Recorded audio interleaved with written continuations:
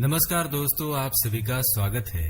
दोस्तों, आज हम आपको शुक्राचार्य ने बताए हुए ऐसे पुरुषों के बारे में बताएंगे जिनकी पत्नियां उनसे विरक्त होकर अन्य पुरुषों के साथ संबंध स्थापित करती है। ऐसे पुरुषों को चेतावनी देते हुए शुक्राचार्य ने नीति की रचना की है और उन्हें सावधान रहने के लिए कहा है। शुक्राचार्य दानवों के गुरु थे, परंतु उनकी नीतियाँ संसार की सर्वश्रेष्ठ नीतियाँ मानी जाती है, जिसका सम्मान देवता भी करते थे। शुक्राचार्य ने अपनी नीति में एक सेवक से लेकर राजा तक सभी के लिए नीतियों की रचना की है। मित्र और शत्रु की पहचान कैसे करनी चाहिए, किसी को धन देते समय अथवा किसी से धन लेते समय कौन सी बातों का विशेष तौर पर ध्यान रखना चाहिए, धन की रक्षा कैसे करनी चाहिए और धन की वृद्धि के लिए कौन से उपाय करने चाहिए, ऐसे कई विषयों पर शुक्राचार्य ने महत्वपूर्ण ज्ञान दिया है। शुक्र नीति का अध्ययन कर एक साधारण मनुष्य भी सामर्थ्यशाली, धनवान और शत्रुओं पर विजय पाने वाला बन सकता है। अगर आपके भी जीवन में कठिनाइयां हैं अथवा कोई व्यक्ति जानबूझकर आपको दुख पहुंचाने के उद्देश्य से आपका अपमान करता है तथा कोई स्त्री आपका उपयोग कर आपका तिरस्कार करती है तथा अपने भी आपके साथ पराये व्यक्ति की तरह व्यवहार करते हैं, तो आप शुक्र नीति को अवश्य पढ़े। यह आपको ऐसी सभी विकट परिस्थितियों से लड़ना सिखा देंगी। आप स्वयं को इतना सक्षम बना लेंगे कि कोई स्त्री, शत्रु अथवा कोई दुष्ट पुरुष आपका कभी कुछ भी बिगाड़ नहीं पाएगा और आप जल्दी ही कामयाब हो जाएंगे। शुक्र नीति में खासतौर पर महिलाओं के लिए बहुत ही महत्वपूर्ण बातें बताई गई है। स्त्रियों को सावधान करते हुए शुक्राचार्य ने उनसे पराये मर्दों से एवं पति के अलावा परिवार के ही अन्य पुरुषों के साथ किस तरह व्यवहार करना चाहिए, इसके बारे में बताया है। दुष्ट औरतों में यह दोष होते हैं कि वह अन्य पुरुषों के साथ अधिक सहवास करती है और पतन की ओर बढ़ने लगती है। स्त्री के पतन के विषय में हम अगले वीडियो में बताएंगे। आज हम आपको शुक्राचार्य जी ने बताए हुए ऐसे पुरुषों के बारे में बताएंगे जो स्वयं की गलती से ही अपनी पतिव्रता स्त्री को खो देते हैं, जिस कारण उनकी पत्नी उससे विरक्त होकर अन्य मर्दों के साथ सहवास करने लगती है। यहाँ पर शुक्राचार्य ने स्त्रियों को दोष न देते हुए पुरुषों को ही अत्यंत मूर्ख और दोषी माना है।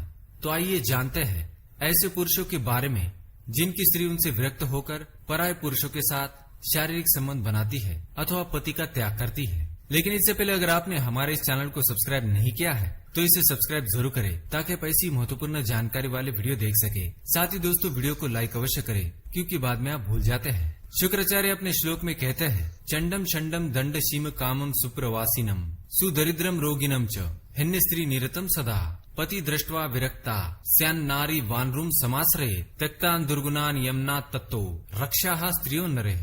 इस श्लोक में उन पुरुषों का वर्णन किया है।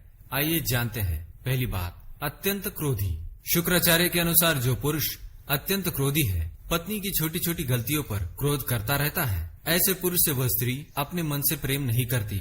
ऐसी स्त्री को अगर कोई प्रेम करने वाला या उसकी चिंता करने वाला पुरुष मिलता है तो वह अपने पति से अधिक उसी से प्रेम करने लगती है। अतः पति को पत्नी पर अत्यंत क्रोध नहीं करना चाहिए। दूसरी बात, नपुंसक। जो पुरुष नपुंसक की तरह बर्ताव करता हो अथवा अपनी पत्नी की कामेच्छा को संतुष्ट करने में असमर्थ हो तो पत्नी ऐसे पति से विरक्त हो जाती है। स्त्री को सदैव अपना बनाकर रखने के लिए उसकी कामेच्छा को संतुष्ट करना आवश्यक होता है।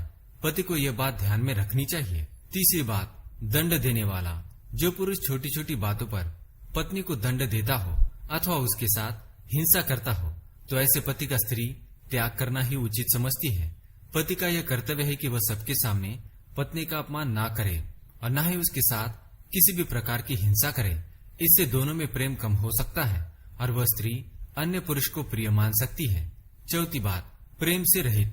जो पुरुष प्रेम से रहित हो, जो पत्नी के साथ प्रेम से बातें नहीं करता, सदैव कठोर वचनों से उसे आदेश देता हो, ऐसे पुरुष से उसकी पत्नी प्रेम नहीं करती। पति को अपनी पत्नी के साथ प्रेम के साथ बातें करनी चाहिए। पांचवी बात, सदैव प्रवास में रहने वाला।